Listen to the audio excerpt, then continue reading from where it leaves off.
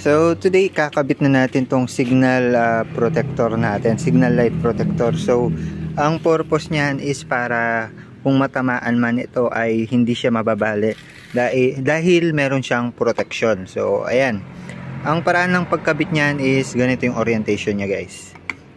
So ayan, nasa taas yung butas, nasa taas yung shield, kabilaan. Ang tornilyo niya ay nandito. So tatanggalin lang natin yung dalawang tornilyo dyan. So yung sa akin natanggal na. So yan, lalagay ko na lang siya. So kapag binili nyo to, pwedeng meron na siyang tawag dito, bolts. Ayan, so ayan, meron na siya. Pinutol ko lang yung bandang dulo kasi medyo mahaba. So pag nalagay yan, ganito yung itsura nya, guys.